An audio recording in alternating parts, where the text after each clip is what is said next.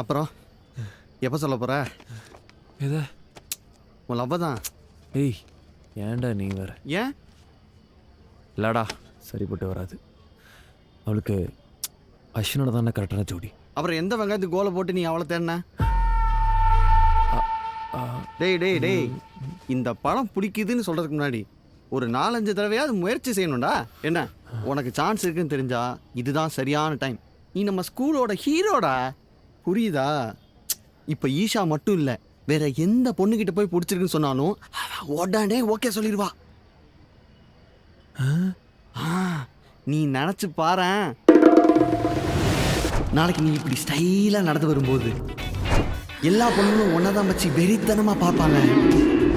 ஒவ்வொன்றும் உங்ககிட்ட வந்து ஐ லவ் யூன்னு சொல்லும் பாரு. மச்சான் எல்லா பொண்ணும் வேணாம்,